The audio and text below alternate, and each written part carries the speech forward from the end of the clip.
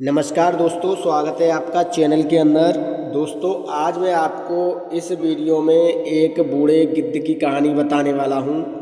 अगर आप चैनल पर नए हैं तो प्लीज़ चैनल को सब्सक्राइब ज़रूर कीजिए और अपने दोस्तों में शेयर ज़रूर कीजिए। और अगर आप इस तरह की वीडियो देखना चाहते हैं तो हमारे चैनल पर बने रहें। इस तरह की वीडियो आपको हर रोज़ देखने के लिए मिलती रहेंगी।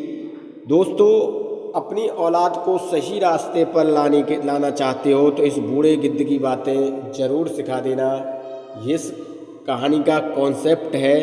तो इस कहानी में हम आपको बूढ़े गिद्ध की ऐसी बातें बताएंगे जिन्हें सुनकर अगर आप अपने औलाद को सही रास्ते पर लाना चाहते हैं तो इन बातों को इस कहानी को सुनकर आप अपनी औलाद को सही रास्ते पर ला सकते हैं, अपने बच्चों को सही रास्ता दिखा सकते हैं और अपने पास पड़ोसियों को भी ये कहानी ज़रूर बताएं। देखिए, ज्ञान बांटने से और ज्ञान बढ़ता है, इसलिए मैं कह रहा हूँ ज्ञानवर्धक कहानी आप सुनिए। आप जब इस चैनल को वॉच कर रहे हैं तो आप अपने पड़ोसियों और रिश्तेदारों को भी इस कहानी के बारे में बताएं। उन्हें WhatsApp, Facebook, Twitter, social media पर इस कहानी को भेजें ताकि वो लोग भी अपने बच्चों को सही रास्ते पर ला सकें। दोस्तों, वीडियो शुरू कर रहा हूं। वीडियो शुरू करने से पहले आपसे रिक्वेस्ट करता हूं कि आप हमारे चैनल को सब्सक्राइब ज़रूर करें। एक सब्सक्राइब आपका हमारे जीवन को बदल सकता है, हमारे जीवन में एक नया सवेरा ला सकता है। दोस्तों, वीडियो शुरू करते हैं। वीडियो को बिना स्किप किए देखें, तभी आपको कहानी सही से समझ में आएगी, क्योंकि आधा अधूरा ज्ञान किसी काम का नहीं है। अगर ज्ञान लेना है तो ज्ञान पूरा सीखिए भी। दोस्तों, एक जंगल था। एक जंगल में एक पेड़ था। उस पेड़ पर काफ़ी तरह के पंछी रहते थे, जैसे गिद्ध, कोयल, कबूतर, चिड़िया, तोता। तो काफ़ी तरह के जो पंछी थे उस पेड़ पर बसेरा करते थे। होता क्या है कि अचानक वो पेड़ सूखने लग जाता है और उसकी टहनियाँ टूट टूट कर गिरने लग जाती हैं। तो सभी पंछी जो थे उस पेड़ को छोड़कर चले जाते हैं। उसी पेड़ पर एक बूढ़े गिद्धराज भी रहते थे। तो गिद्ध उस पेड़ को छोड़कर नहीं जाते हैं और जो पंछी थे उस पेड़ को छोड़कर चले जाते हैं और आसपास के पेड़ों पर जो है अपना बसेरा बना लेते हैं। जब और पंछी जो थे वो आपस में बातें करते थे कि ये पेड़ बूढ़ा हो चुका है और ये गिद्धराज अभी इसी पेड़ पर बैठे हुए हैं, किसी दिन अगर ये पेड़ गिर गया तो इन गिद्धराज का क्या होगा, इन पर क्या मुसीबत आएगी। हो सकता है कि इन्हें चोट आ जाए और काफ़ी परेशानी इन्हें उठानी पड़े। तो सभी पंछियों ने कहा कि ठीक है, हम गिद्धराज के पास चलते हैं और गिद्धराज से इस पेड़ को छोड़कर जाने की कहते हैं। हो सकता है वो हमारी बात मान जाएं और जो बूढ़े गिद्ध हैं वो इस पेड़ को छोड़कर किसी और पेड़ पर जो है बसेरा कर लें। तो सभी पंछी उस पेड़ पर गिद्ध के पास पहुंचते हैं और रिक्वेस्ट करते हैं और कहते हैं कि हे गिद्धराज, आप इस पेड़ को छोड़कर चले जाइए।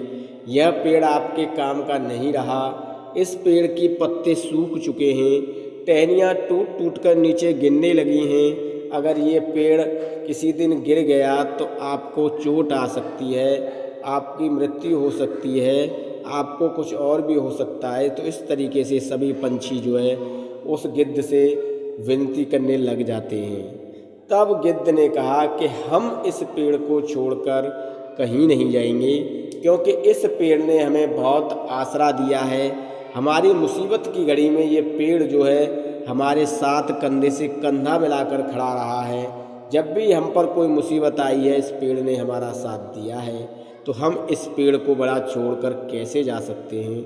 अगर हमारी ज़िंदगी होगी तो इसी पेड़ के साथ रहेगी और अगर हमारी मौत होगी तो वो भी इसी पेड़ पर ही होगी। ये कहते हुए गिद्ध ने अपनी बात ख़त्म कर दी।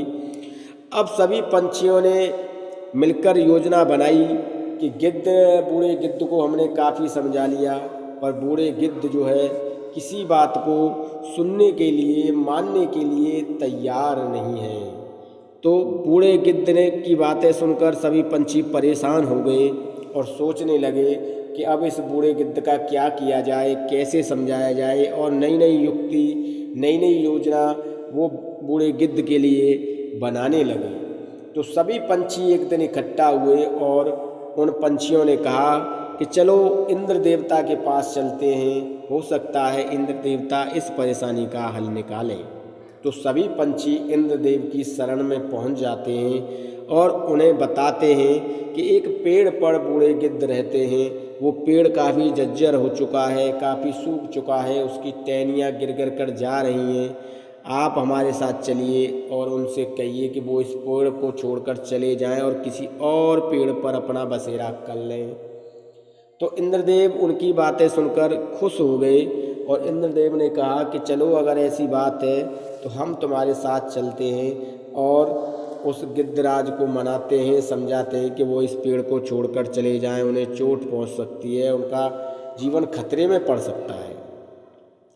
तो जो इंद्रदेव थे वो उन सभी पंछियों के साथ बूढ़े गिद्ध के पास पहुंचते हैं जहां पर उन्होंने बसेरा कर रखा था, उस पेड़ पर जो पेड़ सूख चुका था, जर्जर हो चुका था।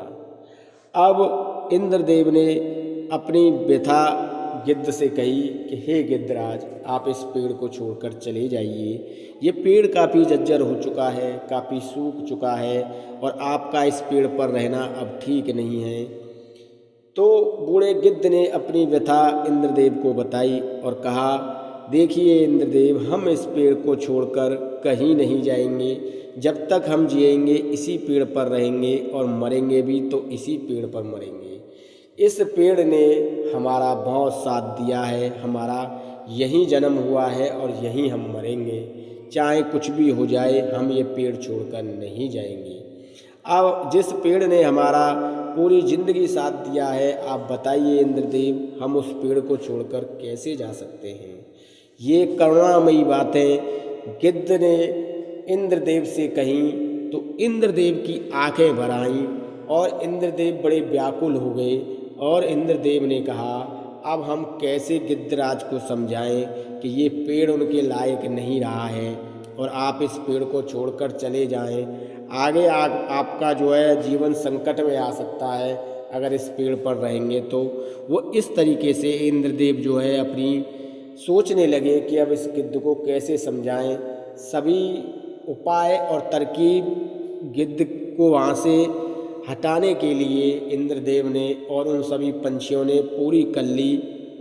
सभी योजनाएं उनकी फेल हो गई, पर बूढ़े गिद्ध ने उस पेड़ से जाने के लिए मना कर दिया और उस पेड़ से बूढ़े गिद्ध हटने को तैयार नहीं हुए।